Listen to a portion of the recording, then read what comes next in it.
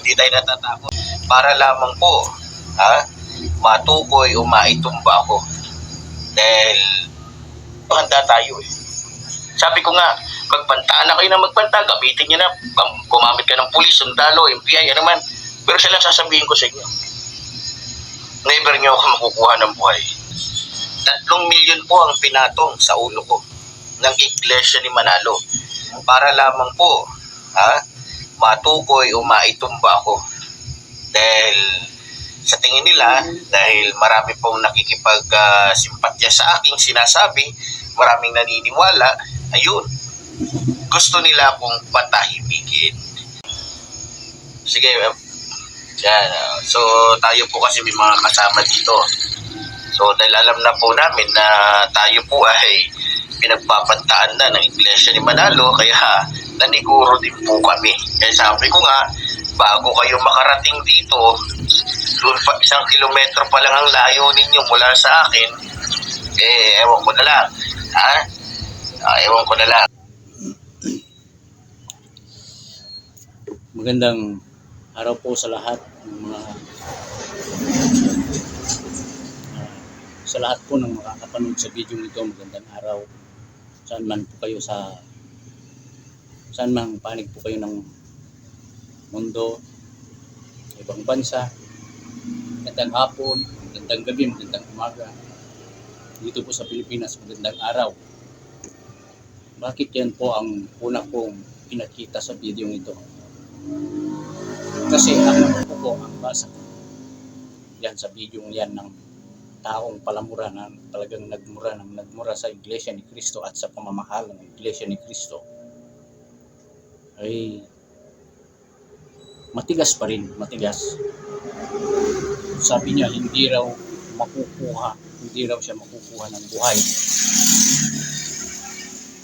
Ibig sabihin ay para sa akin lang, nakahanda siya na makipaglaban. Kahit sino daw pupunta roon, wala daw makakalapit sa kanya. Ganun po kataas ang tingin niya sa kanyang sarili. Sabi niya may mga kasamahan daw siya na nakahanda rin. Ibig sabihin, talagang matigas siya, ayaw. Hindi marunong magpakumbaba, hindi marunong tumanggap ng kanyang mga pagkakamali. Tingnan naman ninyo ngayon, dati face mask lang, ngayon may sombrero na, balot na balot. Kasi takot sa kanyang sariling anino. Sinabi niya nung una pa, yung unang-una niyang video na patungkol sa Iglesia ni Cristo at sa pamamahala. Talagang kahit sinong makakapanood, sasabihin, hindi maganda yung ginawang pagmumura. Kahit sinong makakapanood. Tapos nangangatwiran siya na marami daw siyang tawag nito. Marami daw nagko-comment na sang-ayon sa kanya. Ayon sa kanya, siya mismo nagsabi na marami daw panig sa kanya na tama daw yung ginagawa niya. Nababasa daw niya sa mga comment. Sinasabi pa niya na may mga tumawag daw sa kanya na mga naalis sa Iglesia ni Cristo noon. Kung ano-ano sinasabi. Hindi natin alam kung totoo yun. Pero sayang ka.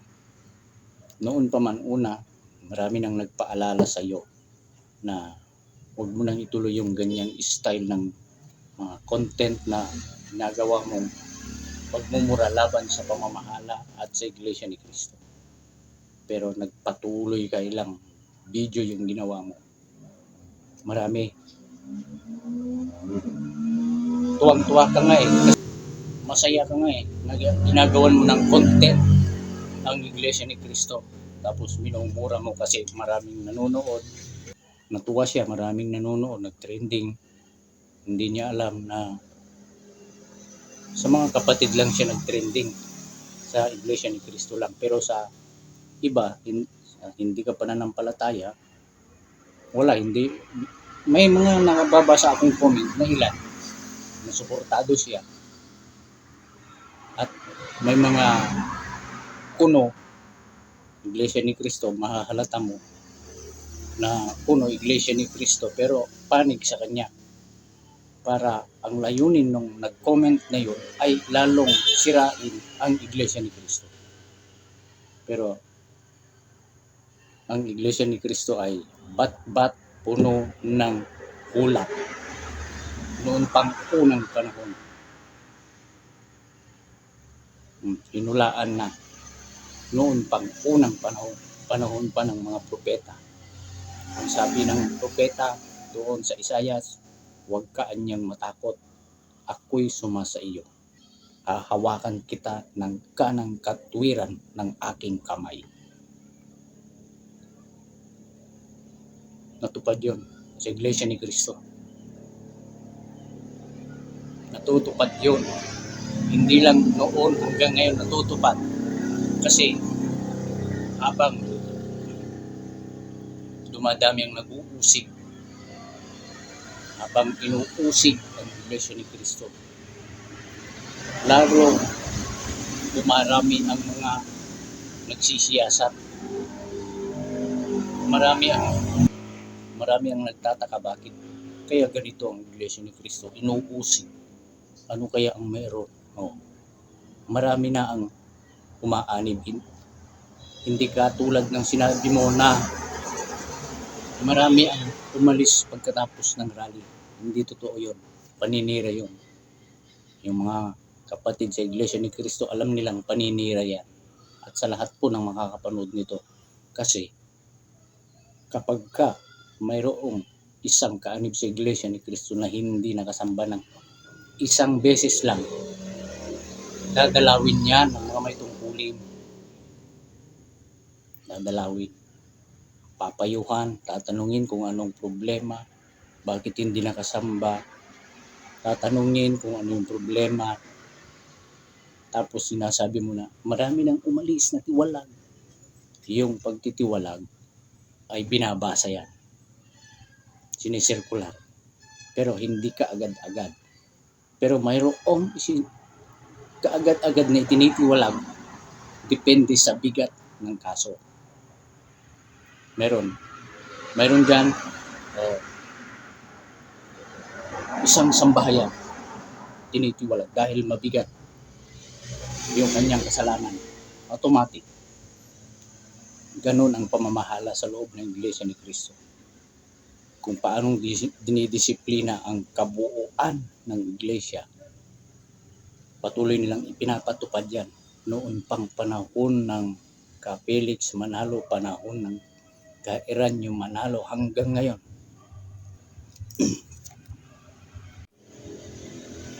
Itong araw na ito, wala akong nakitang upload o post sa kanyang channel si Epifanio Labrador.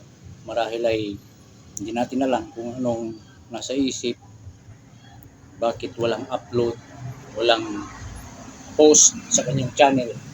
Hindi natin alam. Tahimik siya ngayon. Pero yung mga kahapon, tapos nung nakarang araw, may mga upload pa rin. Pero parang bahag na niya ang kanyang buntot. Nakaramdam na ng takot. Yung mga nagsasabi, nagko-comment sa kanyang video na nandito lang kami sa likod mo, o suportahan ninyo siya. Sige, patunayan ninyong totoo yung mga sinasabi niya laban sa Iglesia. Kasi maraming kasinungalingan siya sinasabi. Mayroon pa siyang ilabanggit na ikapo. Kaya daw umunlad ang Iglesia ni Cristo dahil sa ikapo. Hindi totoo yun. Hindi totoo. Nag-aabuloy ang mga kapatid sa loob ng Iglesia ni Cristo ayon sa pasya ng kanyang puso. Kahit piso lang yan kung pasya ng puso. Yun ang ibibigay. At hindi totoo na nanghihingi ng anumang pera sa kanino mang politiko. Walang katotohanan yan. Dadagdagan mo lang yung kaso mo. Yung binibintang mo na maraming pinapatay na mga pari. Ay nako, dinadagdagan mo lang yung kaso mo. Napanood mo kay The Wonders Philippines at kay Munting Kaalaman. At doon kay Tinig ng Karunungan. Napanood mo sila, mga sikat na vlogger yan.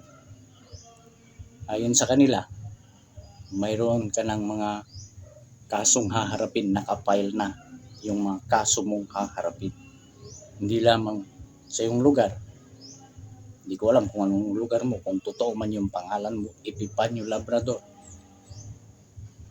Kasi yung kumakalat noon na Christian Kanyas, hindi totoo yan. Panoorin ninyo kay Munting Kaalaman. Hindi yun ang real name niya. Sinasabi niya, kakasuhan daw siya sa buong Pilipinas. Eh, sino bang binanggit mo? Iglesia ni Cristo. Oh. Sa Luzon, may Iglesia ni Cristo. Sa Visayas, may Iglesia ni Cristo. Sa Mindanao, meron. Sa ibang bansa, meron. Pasalamat ka, walang nagkuhan ng kaso doon sa ibang bansa. Ay nako, ito yung sinasabi ko na biruin mo na ang bagong gising. Huwag lang ng Iglesia ni Cristo. Pero matigas kayo. Patuloy kang nakipagmatigasan. Sinasabi mo, tama ka. Tama ka. O, sige, ikatwiran mo yung mga sinasabi mo yan doon sa korte. Sinasabi mo pa noon na mali si Congressman Marcoleta. Sinasabi mo na nangampanya siya. Tapos, noong nakaraang araw, iba na. Kasi na-play mo yung video niya. Wala kang narinig na nangampanya, Congressman Marcoleta. No. Sinabi mo, sinisira niya yung Quadcom. Marami nga tumututol sa style ng Quadcom eh. Kasi hindi naman 40 yun. Hindi lang si Congressman Marcoleta tumutol. Marami. Tsaka may mga congressman na umatras sa impeachment na isulong. Umatras na sila. May mga umatras na para sa impeachment. Kasi, ewan, baka nangampanya na sila. Itong panahon ito kasi ay election period. Siguro iyon ang isang dahilan. Pero, ewan, hindi natin alam. Talagang sinasabi mo pa nga kapag may mga natatalong mga ministro sa loob ng Iglesia ni Cristo sa debate, pero wala namang natatalo eh. Puro panalo. Puro panalo. Walang natatalo. Sabi mo, pati yung namatay na si Eli Soriano ay takot ang Iglesia ni Cristo doon kasi marami daw binubulgar. Siya nga ang natakot, nagpunta sa ibang bansa kasi maraming kaso. Maraming kasong hinaharap. Hanggang sa namatay na lang doon sa ibang bansa. Hindi na niya naharap yung iba, mga kaso niya. O diba sinasabi mo noon, ang Iglesia ni Cristo ay 1% lang dito sa Pilipinas. Mas marami yung hindi Iglesia ni Cristo. Totoo. Mas marami yung hindi iglesia. Pero yung kaisahan na ginagawa, hindi nila kayang pantayan. Walang makakagawa. Lalo ngayon, napapanahon ng eleksyon, magkakaisa muli ang Iglesia ni Cristo. Yung paninira mo na sinasabi mo, aral ng demonyo, sarili mo lang yan na kuro-kuro. Walang batayan. Sabi nga ni Munting Kaalaman, palundag-lundag yung mga sinasabi mo, walang sustansya. Ay nako. Ito pa, nabanggit mo yung mga ministrong natiwalag, yung kapatid ng kay Eduardo, sinabi mo na ipinakulong. Anong katunayan na sinasabi ko ito? Sabi mo, napanood mo sa YouTube eh. Ipinakulong daw ni kay Eduardo yung mga kapatid niya at nanay niya. Ngayon, panoorin natin. Kapag ang isang dalawang tao na hindi nagkakasundo, yan daw si Diablo. Pag lagi na away ng away, yan po daw si Diablo. Ngayon, sino ba Diablo?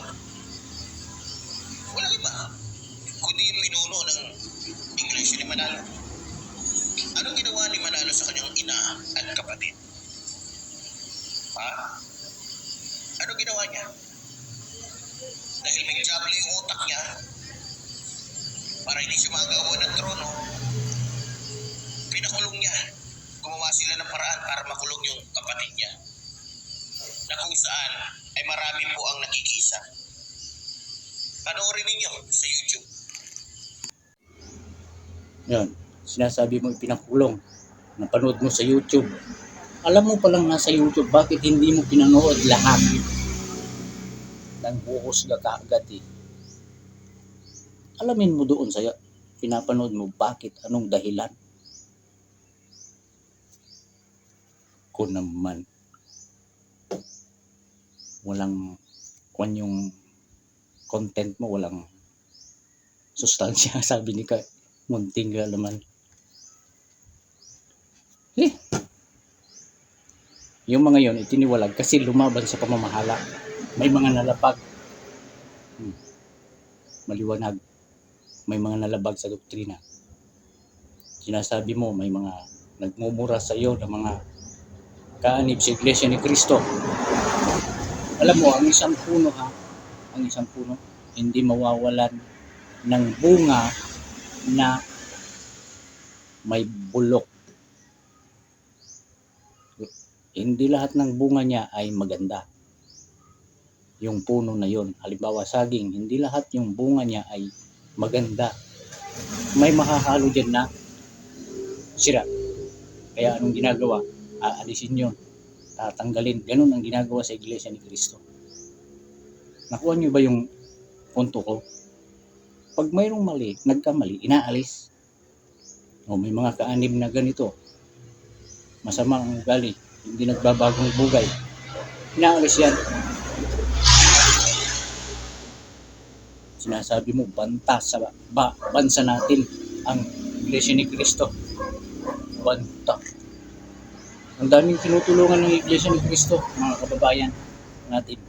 Hindi lang dito sa Pilipinas, maging sa ibang bansa.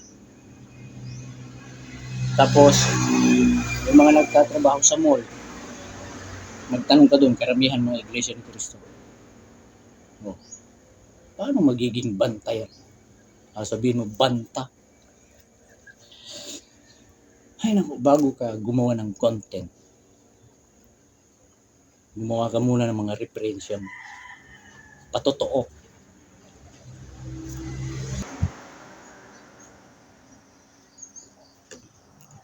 Lagi niyang sinasabi na reaction mo, birada ko. Ako naman ay reaction ko, birada ko. Kilala naman po ninyo yun. Kilalang kilala. Lalo sa mga kapatid natin sa loob ng Iglesia ni Cristo na walang habas na talagang pinagmumura ng isang taong palamura. Hindi ko alam kung paano nakakalusot sa YouTube yung mga ganyan mga content na grabe makapagmura.